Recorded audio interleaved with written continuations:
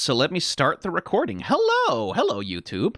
Dungeon Meshi. Been a hot second since we watched Dungeon Meshi, I think. I've changed some things about my setup. I'm taking a bit of a risk with the YouTube copyright machine, because what I've done is I have, instead of having the whole troublesome thing with the subtitles and like you have to play the episode alongside me, you're still not going to get any of the audio on YouTube because that's a bridge of risk too far. But I have set it up such that if I press the play button, boop, we're doing it like that. I've done a whole bunch of messing around with the contrast and like with the Luma key to make sure that there's not enough image on screen for the copyright bots to catch it. But you, on YouTube, not the people in chat, you can see the episode perfectly fine. But you on YouTube, you'll get this instead of the sort of subtitles only thing I used to mess around with. This should hopefully make it a little bit easier to follow along with what I'm reacting to. But if I press the pause button, as usual, we'll get the good oldie look at stuff screen back up, and I can scroll back and forth, and I can do my thing, and I can be silly with it. So that's how we're doing it. Hopefully, I'll be freed from the tyranny of the copyright bots. We'll do this as an experiment. If it works, this is how we're gonna do it going forwards. If it doesn't work, well, then you're never gonna see this because it's gonna get copyright blocked all to hell. So we'll see what happens, I guess. I'll grab the audio from this reaction and find some other way to make it work. I don't know. Da,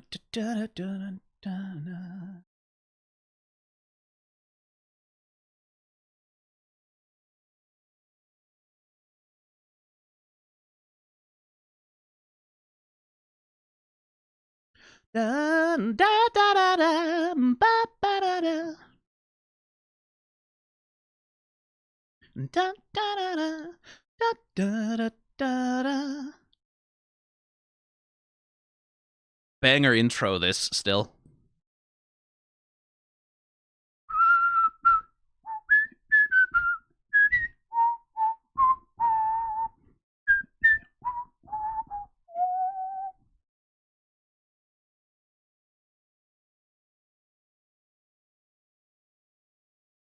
But yeah, the people on Discord have no idea what I'm talking about because they're just seeing the episode. Or actually, no, of course they're not. I would never stream entire episodes of anime directly into my Discord for everyone to watch. I wouldn't do that because that would be illegal. So I was lying just then. That wasn't a true thing that I do. Never do that because I have the utmost respect for the copyright of corporations. That's what I do, is I respect corporations and their copyright. That is the main brand that I have strived to cultivate here on the 3B's Gone YouTube channel.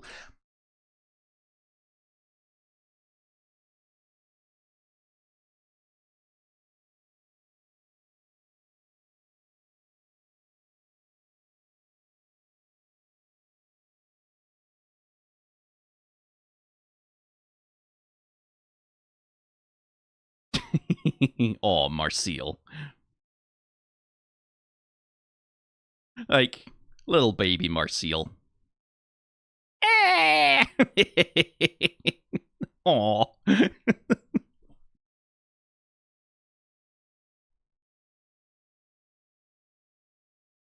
Like, she's really, like, genuinely, Marcel is, like, such a wonderful little fail lesbian. Like, when it comes time, right? Like, when it comes time that, like, to bring her girlfriend back from the dead is like, yeah, not only is she hyper competent, she's the scariest motherfucker on the entire team, but, like, mildly inconvenienced by a cat girl is like, eh! It's like, and I've met lesbians like that. Like, that's very authentic to lesbian culture, I believe.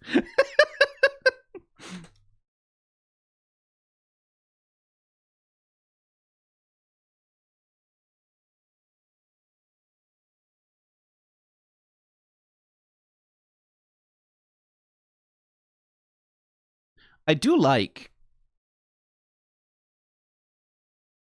the way that they render like the furriness here. Like, because there's a trade, again, all animation, right? There's a trade-off that has to happen between what takes a fuck ton of time, and what is like reasonably achievable. What's reasonably achievable within the budget that you have available, right? And doing something like, for example, rendering like fur, especially if you want to render it in a way that it's like it moves, reacts to the wind, it reacts to the movement of the character, all along the edges of like a stylized character like this. Oh man, that's a hell of a thing. So like, I do like the little move of like, okay, let's just attach it to the surface of the character here and there where it matters. Like, but without going so far as to like render it along the whole line. Like, it would be nice if like the character was rendered as fuzzy along the entire edge of like their stylized flatness, but I can't say I blame the animators for not doing that. And like that's in the manga, they also don't really do that. Now, chat is saying they were hearing Daleks just for a second there, which that's fucking early for the Daleks to show up. I'm just going to restart the stream for them so that they won't bother me. Leave me alone, you demanding little children. Like, how dare you ask me to give you a good viewing experience?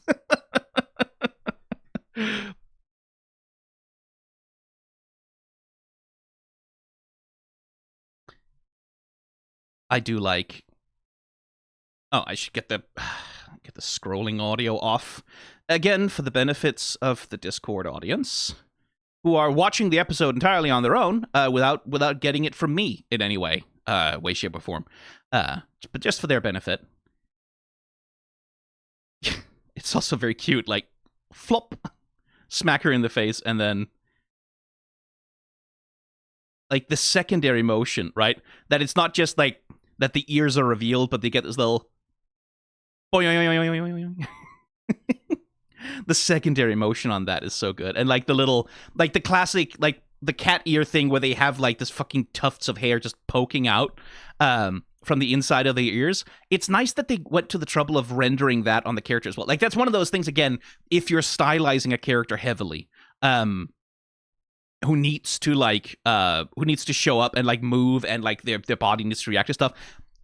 Tufts of fur inside the ear, there's a million ways you can stylize that. I like that they went with just like these little single strands that can sort of be animated individually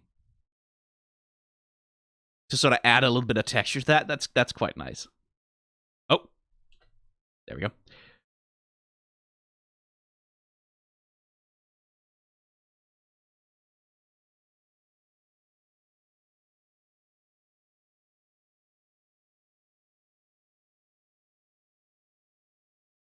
My.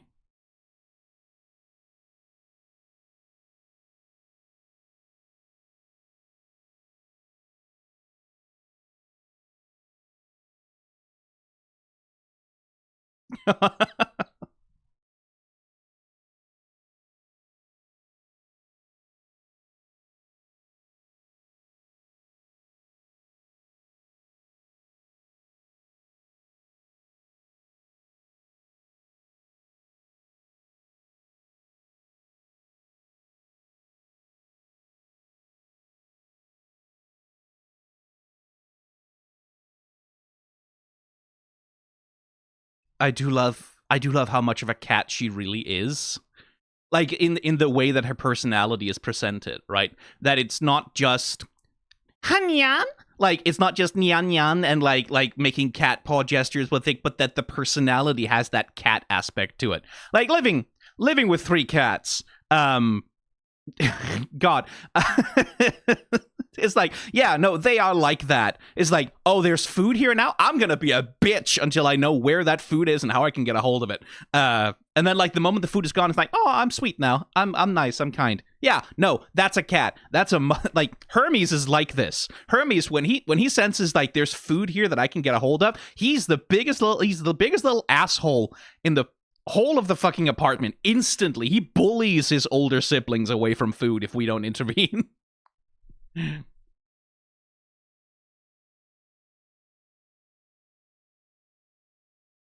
Again, the little bits of stylization, right? Just the little bits where you can fit it in to add that texture to the way the character is put together. It's like the little choices like that. Always, like, these things fascinate me with animation. Like, how do you make a character have detail that adds complexity and workload to the animation process in 2D animation, like the push and pull between those things, like how animators make shortcuts, because it's so much easier as an animator just to have smooth lines, especially if you're working with stuff like vector graphics and things like that. It's just like smooth lines. It's easier to keep it consistent. Like, it's all the little, like, Goku in Dragon Ball, right? Like the way that his hair, when the characters have, like, when the animators have to rotate him in 3D space, and his hairstyle just kind of stays where it is and just kind of sort of flips awkwardly without really being attached to his head. That's one of those little things of like, yeah, we could probably find a way to make this guy more sort of plausible in 3-dimensional space, but the stylization is the important part, and that's a way to save on a hell of a lot of labor for like very basic movements of the character that you don't want to have to sit down and like do a whole fucking 3D rotation of the damn thing for. Little stylizations like that, I love.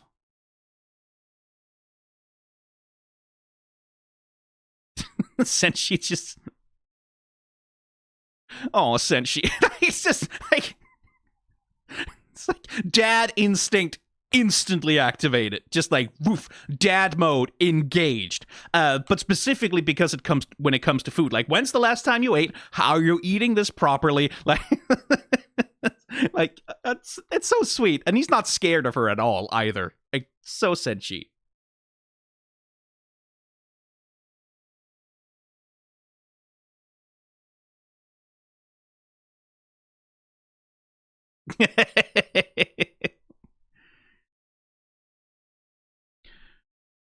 Again, the cat thing, right? Oh, I need to cough something up? Well, I mean, if you're in the way of that, that's your own fault, I'm afraid. Hairball? Yeah, no, it doesn't matter that I'm cuddling with you on your chest right now. I have a hairball that's gonna come out now. Yeah, no. Yep, that's cats.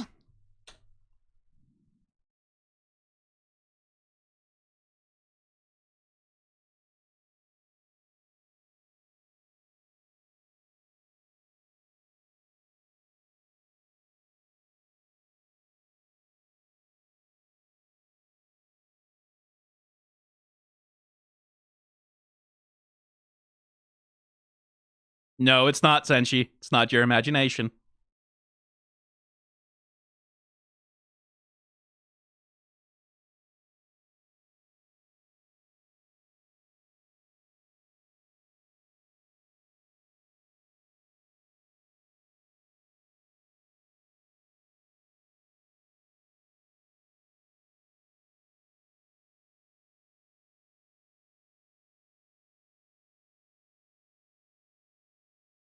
Oh, Dad Senshi.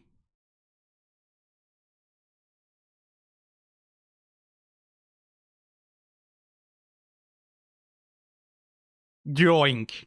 Yeah.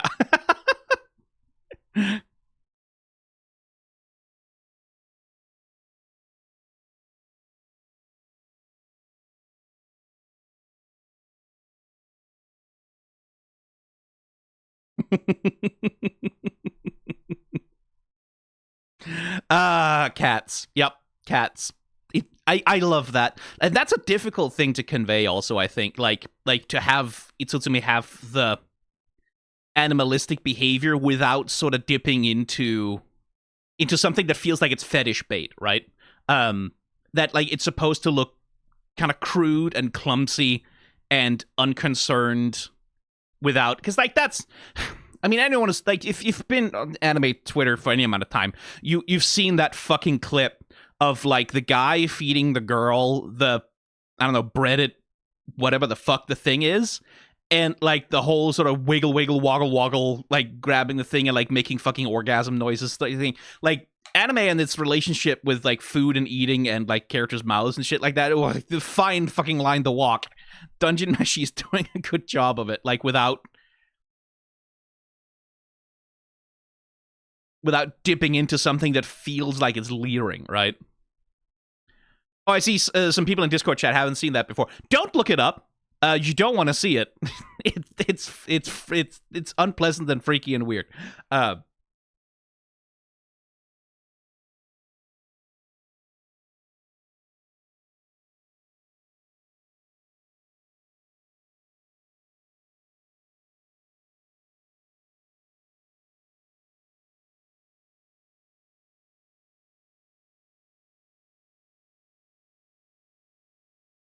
nice stylization on the mouth as well.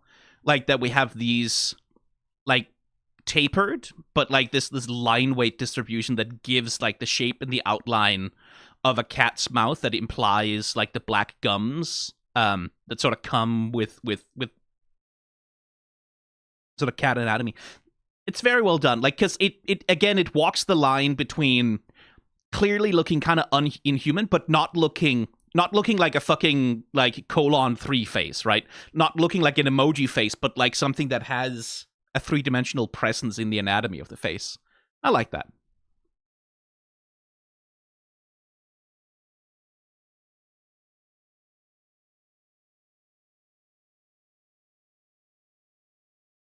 Uh-oh.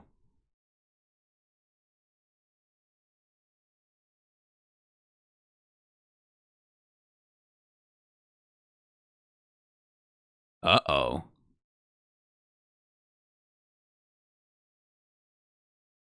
Uh-oh. Berserk button.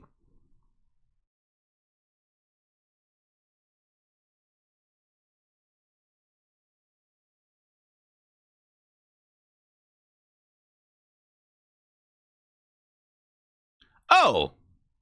Oh, okay.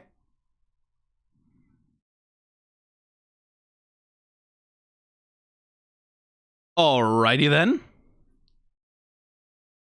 Let me just have another look at.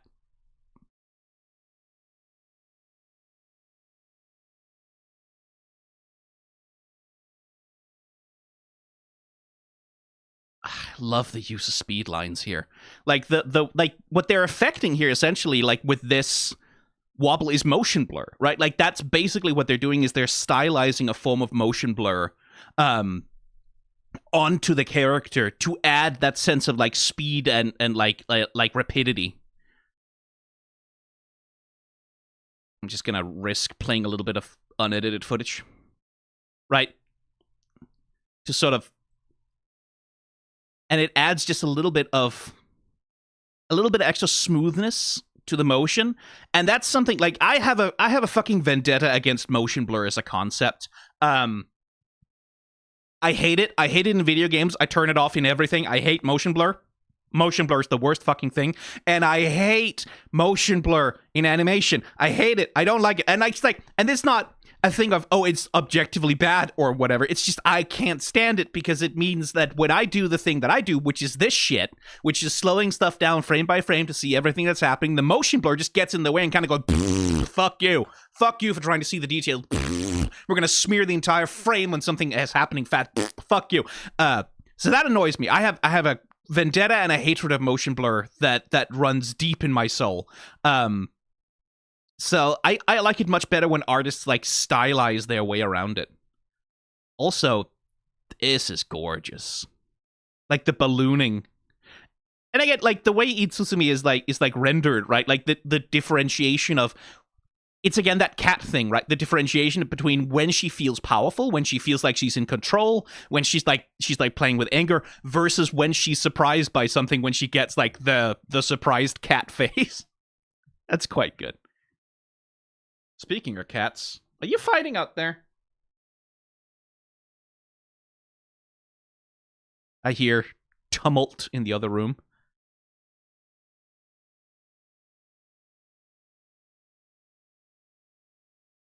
Yeah, that's really nice. Because, like, it's, you see the two strands, right? Like, you see the strand of the hair and, like, the strand of the kimono that it's wearing sort of intertwining, flowing out at the same time, and then, like, ballooning out. And then this little building up the tension, inflating, and then kaploosh, it sort of explodes into existence.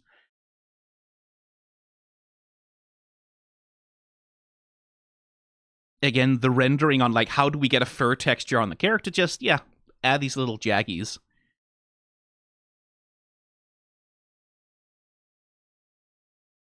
The little detail of, like, making sure that Itsusumi's ear position matches, like, her emotional state. The heavy trigger foreshortening, that's such a classic thing that they like to do. Damn, this thing looks good. Full animation on this fucking thing, too. Like, no limited animation here. This is... like, look at the fucking sneer on the mouth as it opens, right?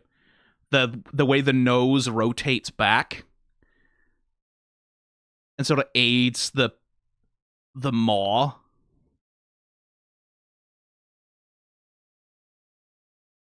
Classic fucking yokai design. That's really good. That rules.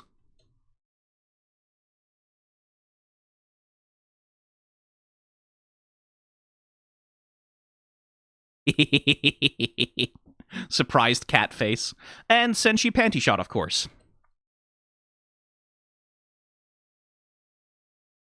And also, like, in terms of how, like, Itsusumi is, like, character designed and animated, like, they walk a nice balance between, like, again, anime cat girl, right? Like, we associate that with hyper femininity, right? Like, that's an archetype, that's a character that's just, like, that is the most feminine femme character you can possibly imagine, right? Like, that's usually how that kind of character is presented. I like that Itsusumi has, like, androgyny to her, that there is a, like, that they don't lean into that, like, sort of spindly, thin-armed anime, like, the cutesy girl thing. Like, a lesser studio would have done that, but, like, Trigger doing a really good job of following Ryuko Kui in, like, maintaining an androgynous presentation for Itsusumi that, like, I think matches the character much better.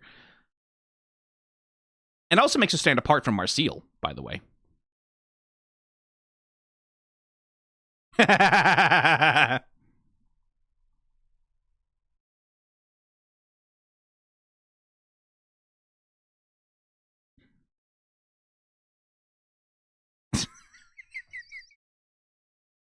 Just like the fucking dad instinct on this man is like, the most important thing right now is that we continue our discussion of table manners.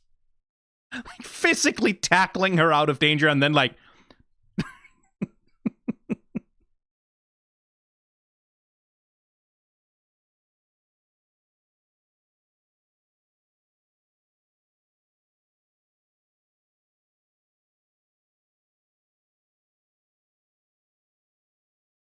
that nice little use of, that's an affected shadow, right? Like, this shadow does not exist because of the lighting conditions in the room. This is where adding a shadow over the character's eyes to sort of communicate, like, that she's kind of terrified. And then the dainty little, like, boop. Like, you for fucking real right now? Like, what the fuck? Senshi, I love you.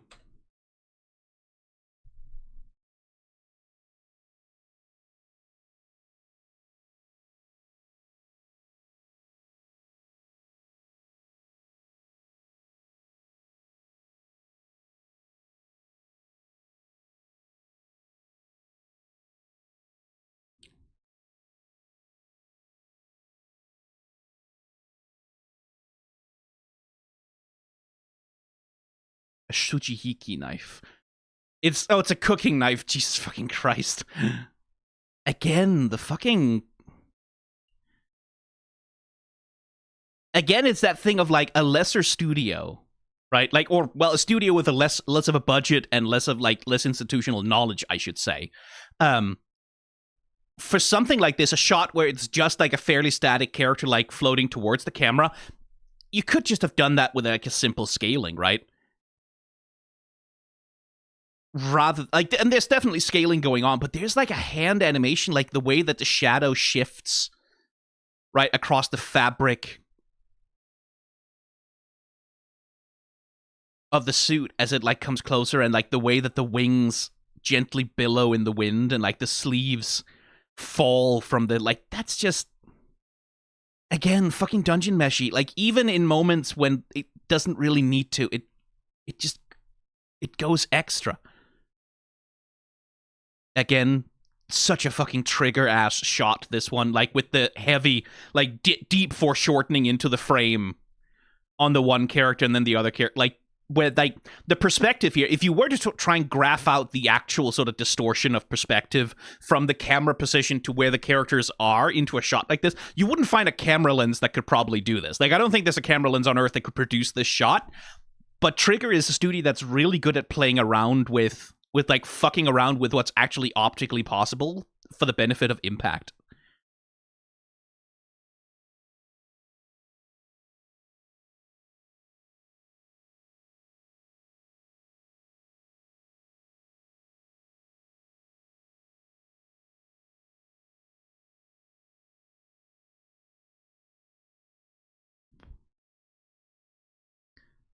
They hit another one of my weaknesses.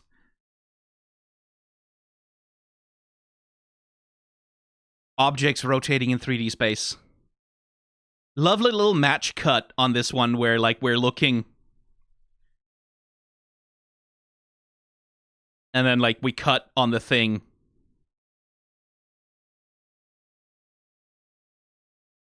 Again, so, like, simple geometric objects, right? Like, they're reasonably easy to animate if you have to rotate them. Like, a cube is a reasonably doable thing to like animate when it's rotating in space. I've always found that, like, concave and convex things, like maintaining the dimensionality of those while you're rotating them three-dimensionally, that can be a pain and a half in the fucking ass. I wouldn't be surprised if they were rotoscoping over a 3D model here. That's what I would do if I had to animate a thing like that, like flying like that through a frame. I just, good craft here, man. Like the way it breaks past here, like the way it breaks from middle ground to foreground, just sort of teleports past without interfacing with the obstruction. Very good.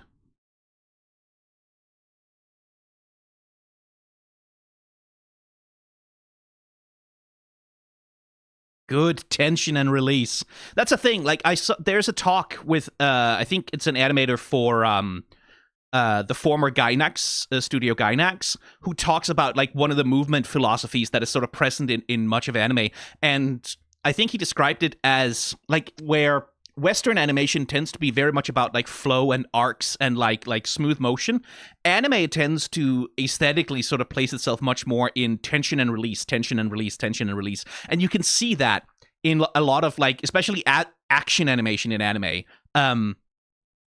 Where, like, you get these buildups of tension, like here, like where we're just sort of, the ghost is just sort of floating, the knife is just sort of trembling on the shield, and then, right, snap, the tension snaps, and then the next thing happens. But there's not a smooth transition here. It's we snap after building up tension for a long time. And that's like a movement philosophy that's present in a lot of anime style animation, like in a lot of places. Like, you can see it here as well, right? Like, we get this, and like in Western, in sort of Western terminology, we see anticipation, follow through, like all of these things.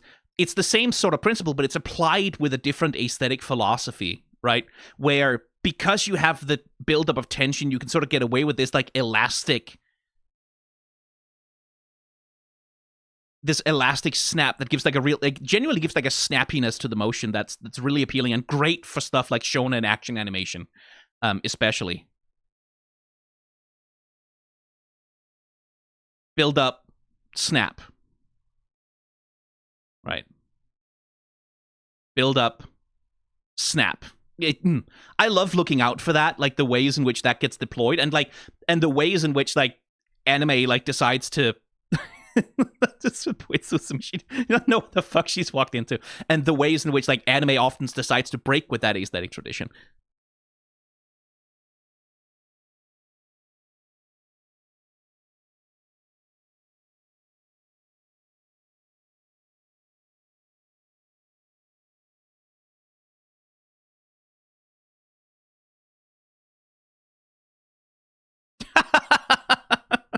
What a way to beat it. Set its feet on fire and kick it in its own face.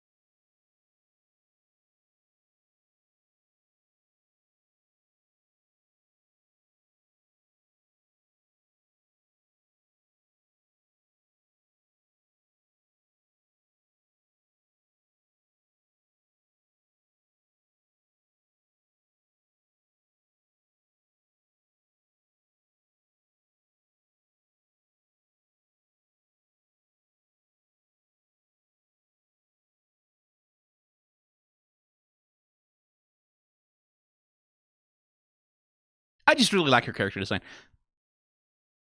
to also, like, poor Marcel, right? Sort of, like, actually, let me explain, like, the distinctions and differences between the types of magic that actually exist and what we're working with. And Itsuzumi's like, no, that's stupid. Things aren't more complicated than that. It's simple. I like it simple. I want it to be simple. I'm going to insist that it's simple, regardless of what's going on. And also, like, the thing that the show, we've talked about this a million times before, right? Like, but the ways that the show employs food as a bonding agent, right? Like, sharing a meal with someone creates a bond between you, right? Like it's that thing of, like, partaking of one another, integrating other people into yourself, and sort of growing from, like, bringing pieces of other people into yourself, like the connection between food and friendship, between food and relationships and love and all of that. Again, it's that thing of, like, Itsuzumi shares a meal with the party, right? Like eats of their food. And then concurrently, when that, like Itsuzumi treats the food with, like, insufficient respect, right? And that's something that deeply offends Senshi, because he values, like, the bonds of food and, like, the importance of respecting food. So that's, like, a rejection of, like, that sharing, that integrating the values and, like, the beliefs and the feelings of the people that you're sharing food with, which is why Senshi focuses so much on, like, forcing Itsuzumi to sort of, like, take this seriously and learn to use the spoon the right way. He wants her to absorb a little bit of that value that he's also giving her along with the food, right? Like, it's that food and relationships thing that the show is so focused on. And it's one of the things about Dungeon Meshi, by the way, fucking gorgeous framing on this fucking shot. It's one of the things that Dungeon Meshi, like, that makes it such a nice show. It's like it has that consistency of theming, consistency of messaging, where, like, it has the thing on its mind, and it's gonna talk about it. Like, everything it does is about talking about the things that it cares about, right? So that, like, there isn't really, that's the way you avoid filler, right? Like, that's what makes filler bad. Sometimes filler can be good, but what often makes filler bad is that filler, by its nature, it kind of can't engage with any of the central themes of the show, or indeed advance them at all. At most, it can sort of rehash them and jog in place without going anywhere.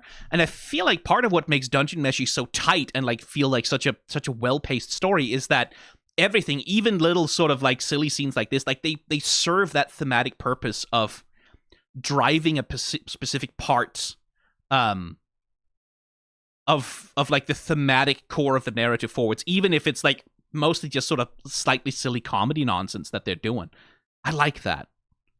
I genuinely am repeatedly in awe of, like, and that also, like, credit to Studio Trigger of being good at adapting that into an animated, like, sort of episodic animation format from this chapter format that, like, the original thing was built with. But, like, God, that's good.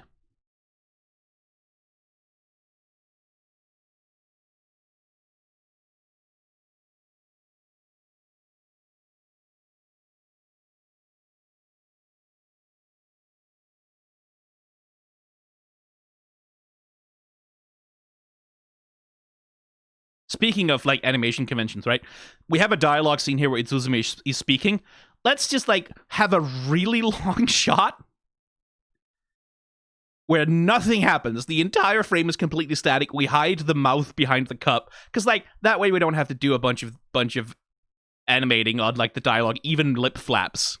Little things like that's the other thing I love about anime in particular, is, like, so much of the aesthetic discipline of anime is about shortcuts, right? Like, finding ways in which to not have to animate things moving as much as possible, so you can focus your budget in the places where it counts, right? And, like, stuff like that is, like, classic example of the form.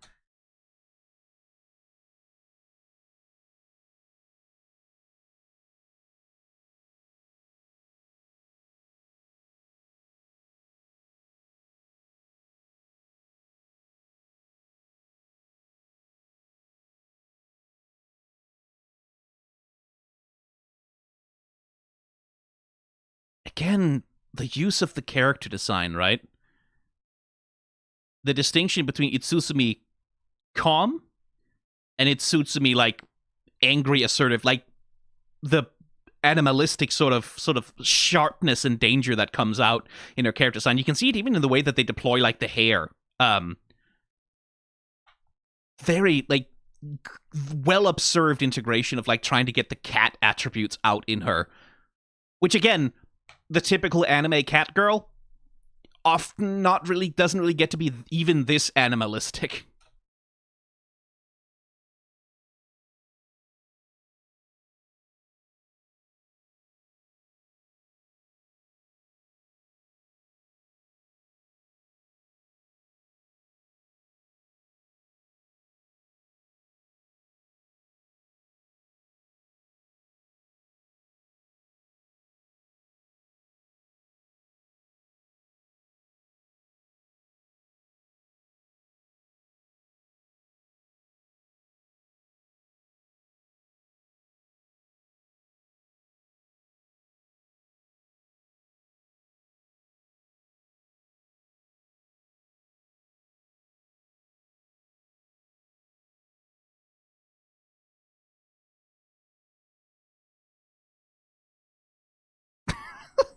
What a shot to use.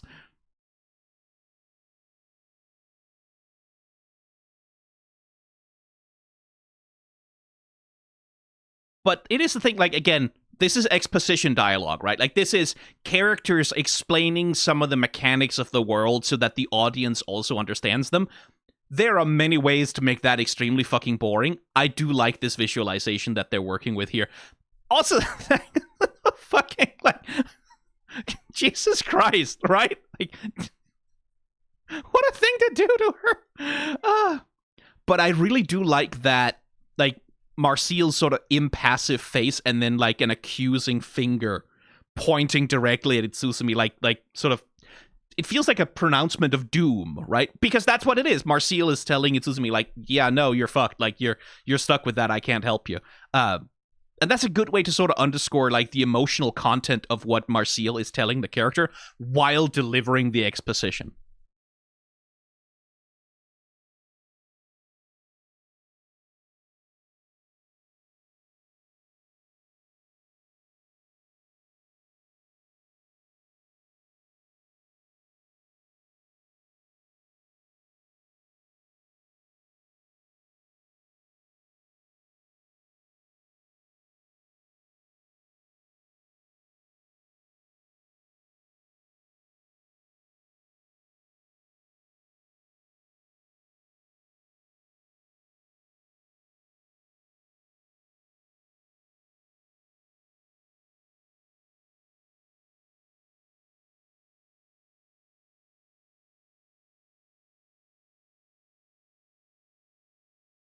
Laios? Laios? Laios? Not now. Not now.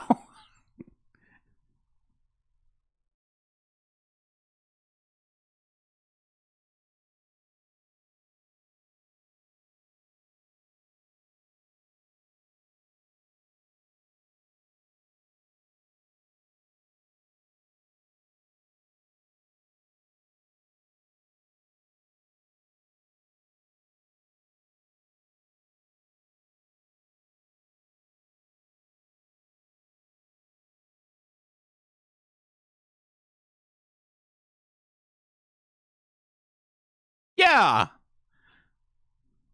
Yeah, I'm sure Thistle will be happy to.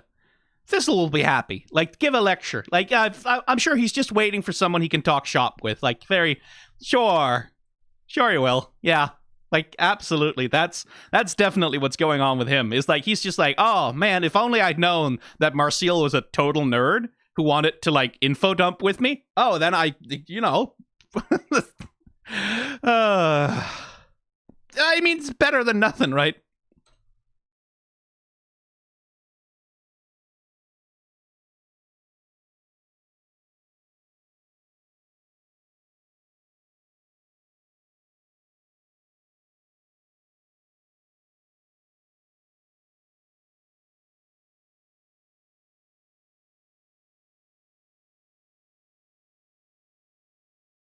Again, like the little bits of personality in the eating animation, even right, with like the like opening the mouth asymmetrically, sort of shoving the spoon into the cheek, and the little licking off the cat licking off the chops kind of thing. Aw.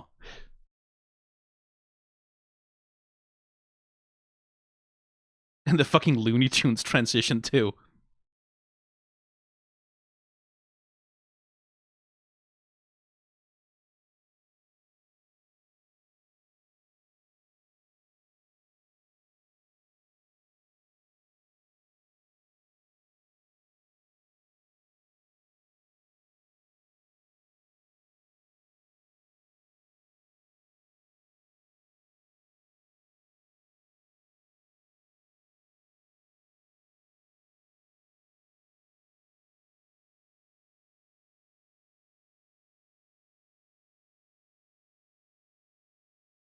I mean, that's true.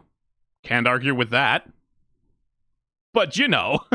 So, who's giving him this anxiety dream, I wonder?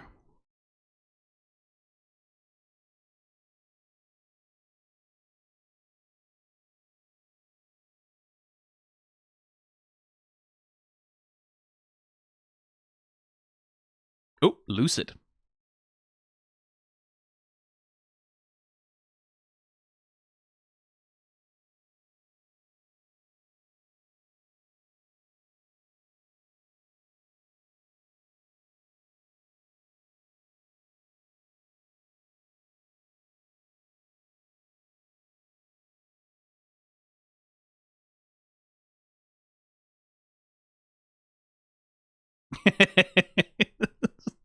I will say, occasionally, certainly as a person with neurodivergence, sometimes you just kind of need that. You just kind of need someone to like pick you up, put you in a bed, and tug you in. Just because like otherwise you'll keep going until you collapse. Done that a few times.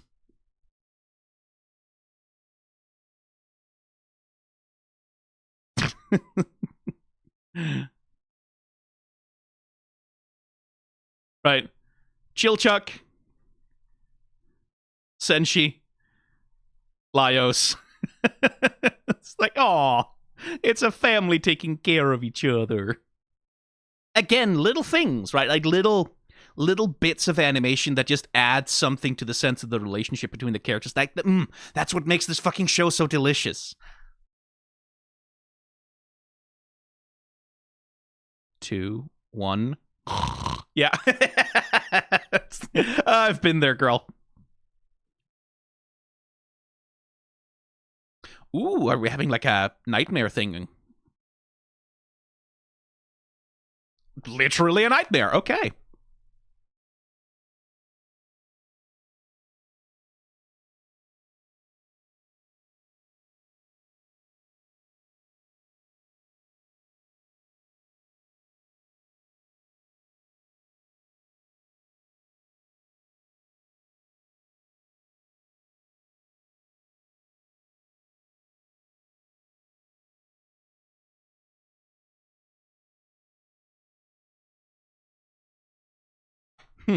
Okay. We're going real quick into this one. Okay. Uh, Nightmares are interesting because certainly in like Germanic Norse and Norse mythology, the nightmare is specifically a creature that sits on the chest of the sleeper, right? That's where the like that's I believe that's where the mare part comes from, like why the horse imagery is because like literally this creature is riding you in like your sleep, like sitting on your chest, compressing you down, and sort of forcing you to have the bad dream. Chat, no, chat. Don't make me get the spray bottle. Behave. Heal. Oh my god, I forgot I was talking to a whole chat of monster fuckers.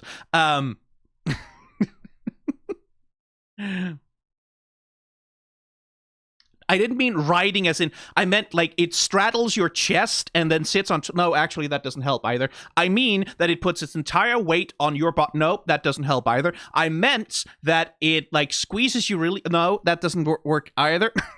There's no way to do this. There's no way to do this with you people.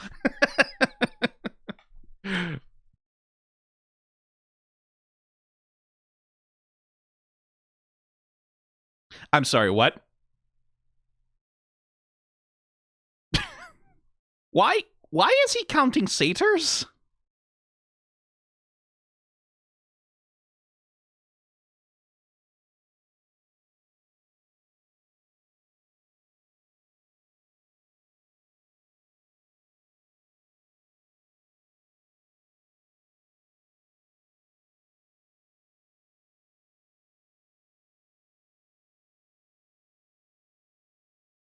Right, of course, because of course he would.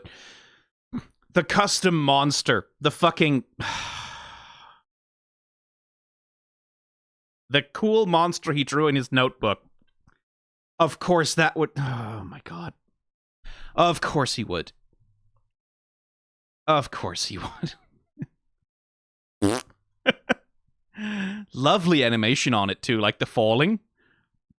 The little squash and stretch. The little doublings.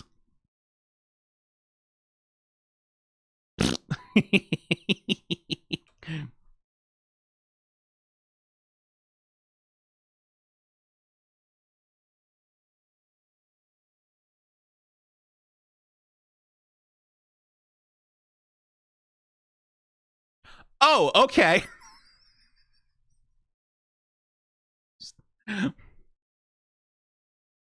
Oh my god, he's such a fucking furry. He's such a fucking furry.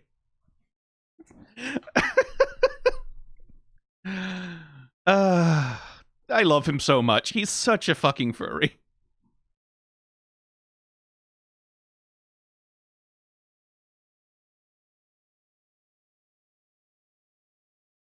Ooh, black and white.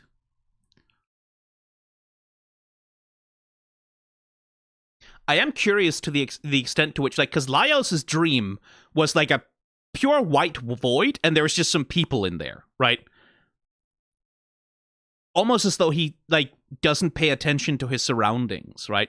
Almost as though, like, he doesn't, like, that doesn't just doesn't figure into his imagination in the same way. Whereas with Marcille, clearly, like, her psyche pays a lot more attention to, like, environmental storytelling, as it were.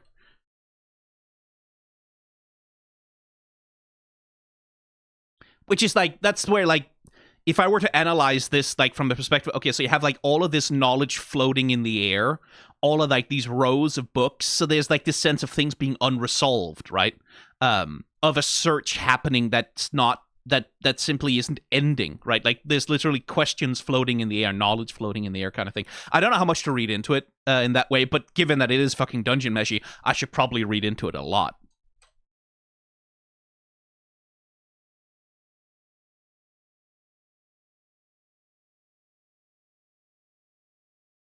Oh, of course. Right. Again, the literalism here, right? Like that she's a scared little girl hiding behind, like, a projected appearance of knowledge and, like, to being put together and, like, being competent and understanding, right? Like that she's fundamentally an insecure person who's using her academic study and, like her sort of scientific knowledge gathering approach to the world to create a shield for her to hide her away from the things that scare her. What a literal way to show that, but, like, aw.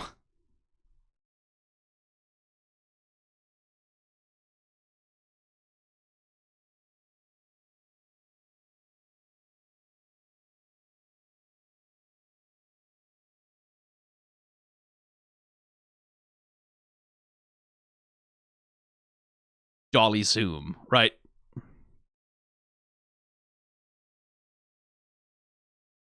It's like fucking Steven Spielberg. Thank you. I know Steven Spielberg wasn't the only person, like, but in terms of popularizing it as a part of film language, like, you can't avoid Jaws.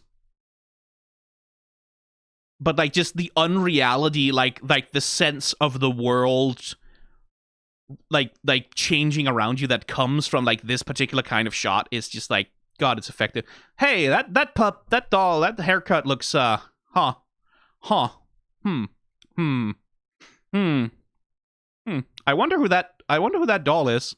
Can't imagine. I couldn't think of anyone that vaguely looks like that Marcille has a deep emotional attachment to. Probably nobody. It's probably just a random puppet thing. Like, who cares? Don't worry about it. It's just a plushie. It has no meaning. Also, this is reminding me of something. I very, very occasionally have lucid dreams, right? Like not often, but very occasionally. Um, and one of the things I remember from like when I think I might have been like 14 or something is I had a lucid dream. And like it didn't start as a lucid dream. At first it was just like a fucking dream. And then it became lucid eventually. And then I remember in the dream that I had the realization like, oh no, wait, I'm asleep and I'm dreaming. And in the dream, I started going like, oh, fuck, I am dreaming. I know that I'm dreaming. Holy shit, I understand that I'm dreaming. And then I got like a horrible feeling. Like just this feeling of like, oh, something hurt me. Something hurt me shouting that. Something hurt me gloating that I knew that this was a lucid dream. And the surge of fear I felt at that moment, like the sheer just rising tide of horror in my chest, that came like this sense that something absolutely horrible had just like figured out exactly where I was and was coming for me, immediately woke me up, right? And I woke up in a cold sweat, but that was one of the most terrifying things that ever fucking happened to me. Because like I had this lucid dream, I was like, oh shit, I can fly, I can do anything I want. And it's like, oh no. Oh, like it's pretty much like, and I'm reminded of because it's pretty much exactly the same thing. Like Laios tells Marcille that she's dreaming, and the moment she learns that, uh-oh. So I don't know if that's like a regular thing that happens to more people than just me, but that's the most terrifying nightmare I've ever had. And I have been every single time I have had a lucid dream since then, I have kept my fucking mouth shut. I've not said a goddamn word. Like I have not let anyone in the dream know that I know that I'm dreaming right now. It's like, nope, never doing that again. Not attracting the attention of whatever that was.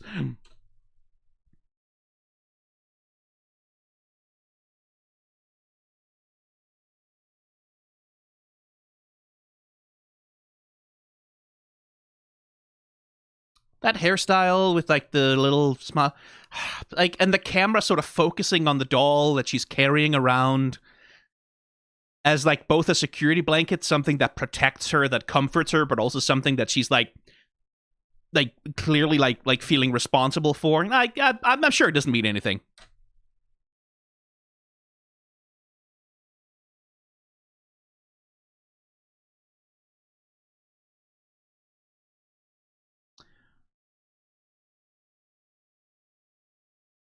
Oh, because she's a half elf, of course. So that would be Dad there. Those hands look old. I guess that would be her mom, but with the face hidden, almost as though she's kind of distant. We see the father's face, but not the mother's. Is that what it's going to be?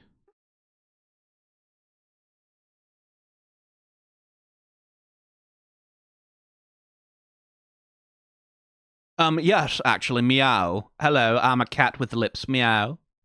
Um, meow meow. I say, good sir, could you spare perhaps a smidge of chicken? Yeah, very cats 2019.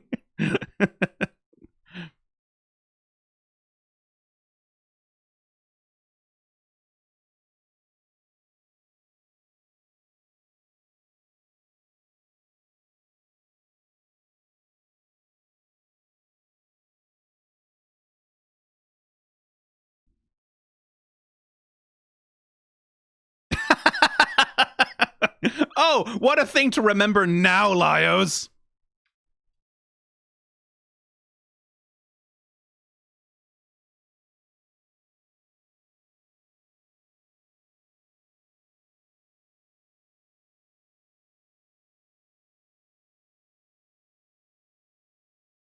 Ooh.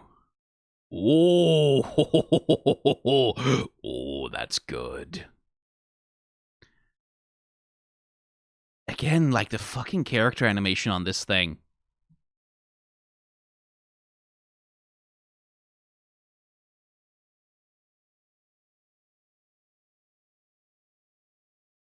Oh, that's good.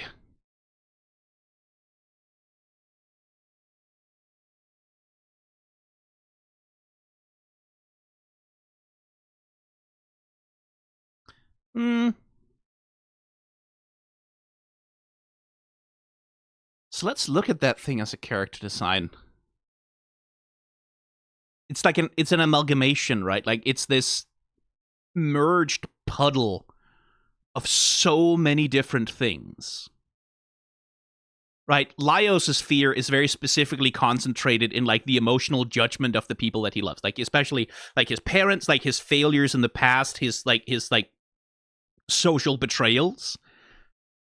For Marcel, it seems to be something that's like a lot less easy to define, right? Like something that's a lot less easy to simplify into a singular thing, and more like there's something horrible in the dark that's chasing you, and it's everything all at once, right? Like it is not just a fear, it's all of the fears. I am curious about the spiral thing, like the consuming maw of it. Huh.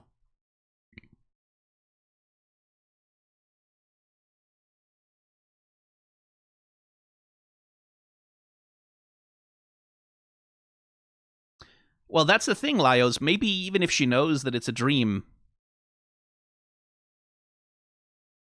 maybe it's still a threat.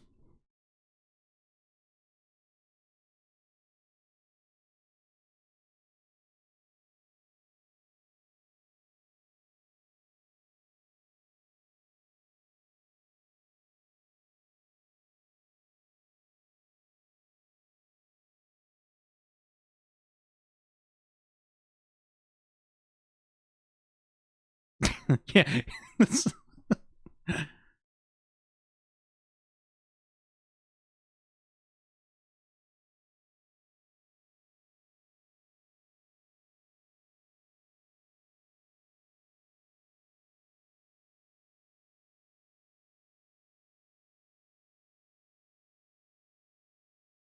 Not helping, Laios!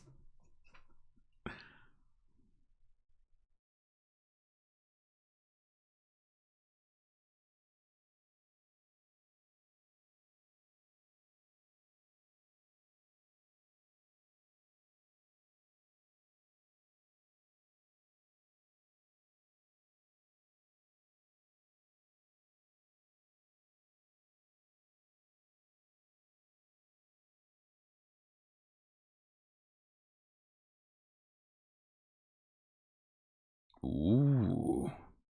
Right, I see it. Aging. Time. That's what it is.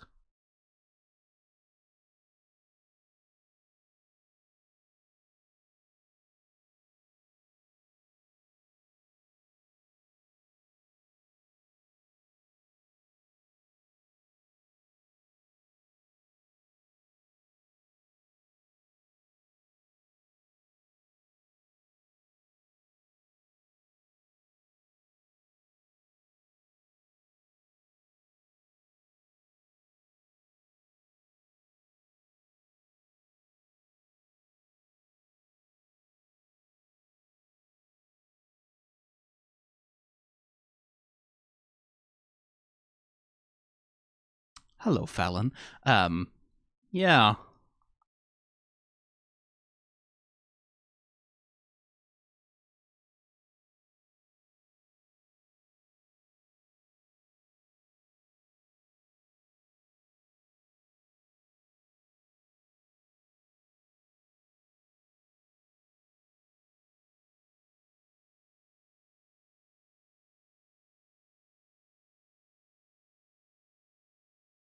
Laios?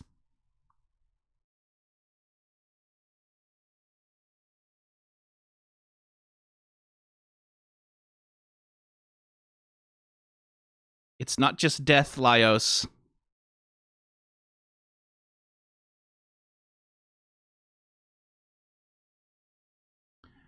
Because it's not dying that she's afraid of, Laios. It's...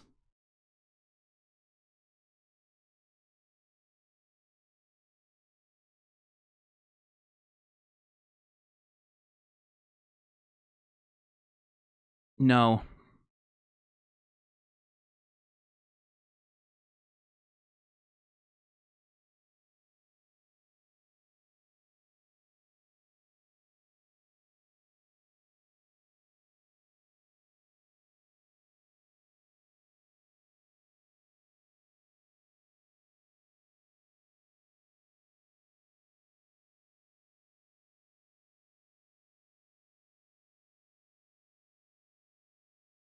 No. That's the thing, right? Like, he did, like, that we saw that in the paintings. He didn't die at a young age. He lived a full and happy life, but he left her behind. Oh, Christ.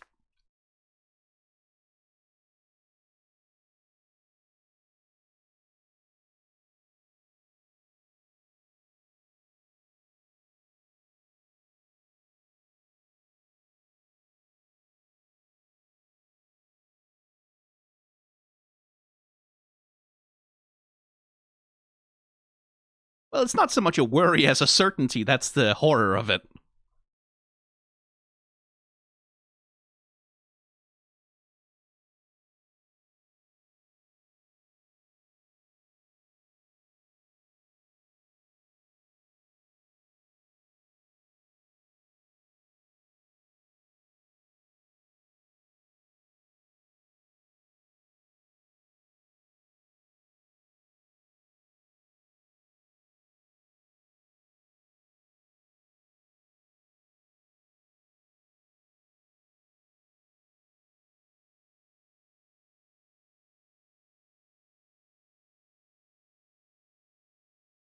I mean, I certainly know that, like, when I have entirely platonic feelings about someone, I definitely see portraits of them in my dreams.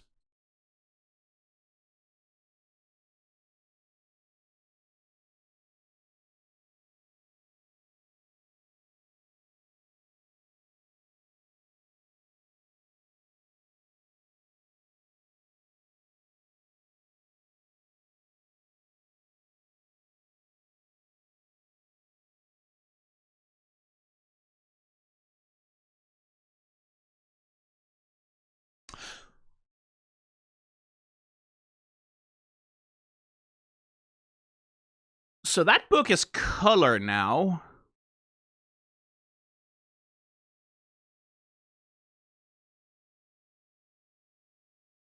Hmm. Hmm.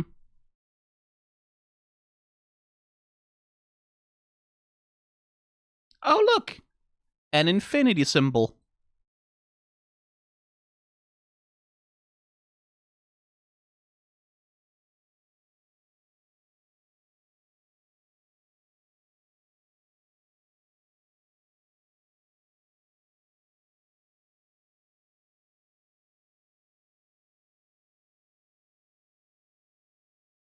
And of course, when you fall in a dream, you wake up. I There's definitely a Skyrim joke here.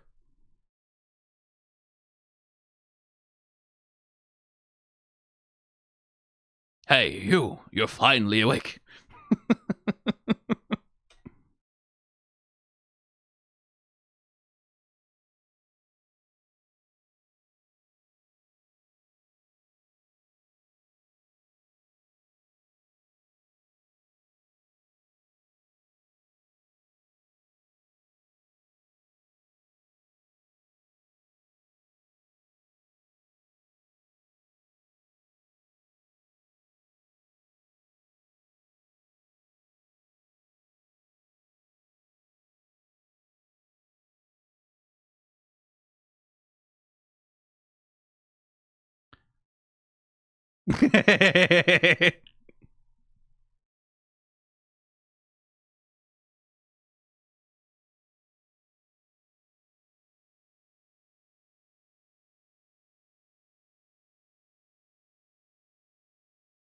I did. There's something there about Laios. Laios nearly got eaten by the nightmare, and now he's about to eat the nightmare. Right? Again, I'm thinking in like because again, it's the metaphor of consumption, right? Like that runs throughout the core of the entire show. Marcel conceptualizes death as something that eats, right? That consumes. It's not just that like people age and die. It's that there's something out there that's like eating of them. That's like pulling the life out of them and consuming them in front of her, and she can't do anything about it, right? Laios then turning right around and fucking eating the nightmare itself is like, there's a poetry to that.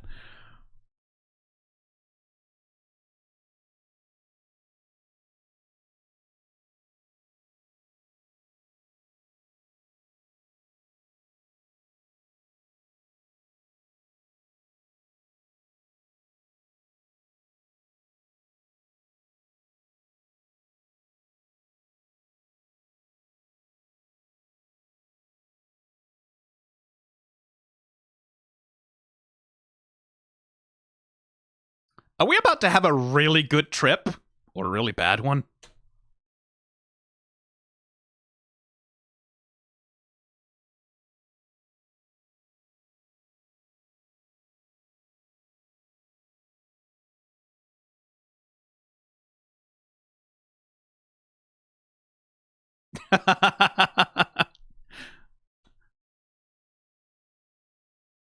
I love...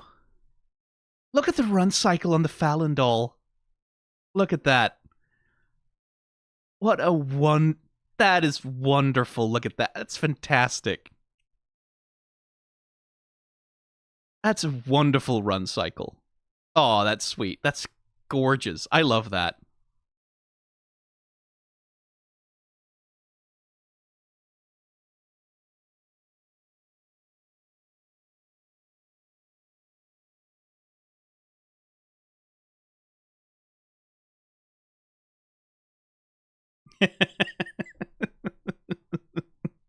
That thing about like how the characters perceive each other, right?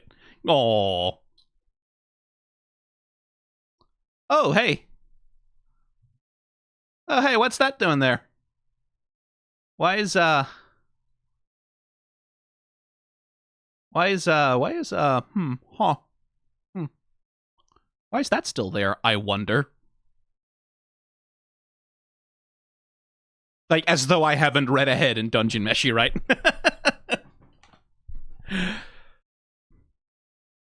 But that is the thing, like, sort of going back to, let's find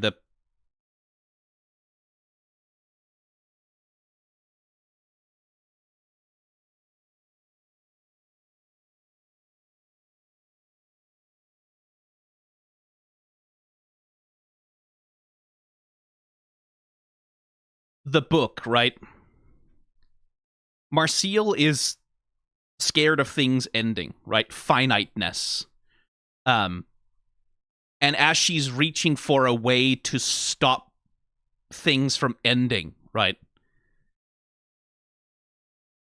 She pulls out this golden book with a very, like, here is infinity, right? Here is the capacity to, like, break the rules, as it were. Violate conservation of energy. Here is a means to infinity.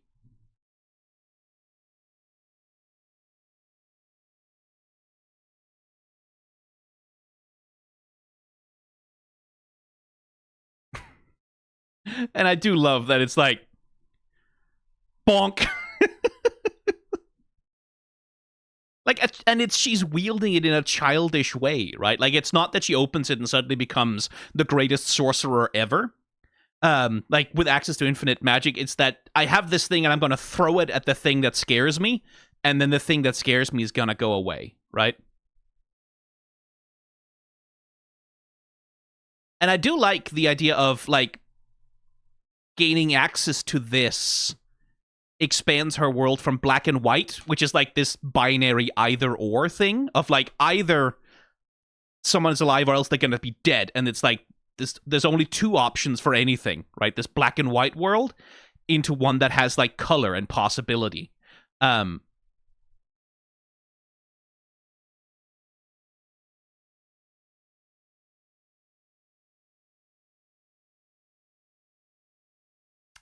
Interesting, curious, fascinating. My. Yeah, like, just fucking imagery, man. Like, this show is so fucking dense, is the thing. It's so fucking dense. Like, over and over and over again, you have these items that stand in for something. You have, like, these little gestures that mean something more than just what the gesture itself is. And it's like, Dungeon Meshi has in many ways ruined a lot of other anime for me, because I just, like, I see things happen in them, and it's just like, this is so boring. Where is the symbolism? Where is, like, the multi-layered metaphor for, like, complex human interconnection? Where is it? Why isn't it there? I have nothing to look for.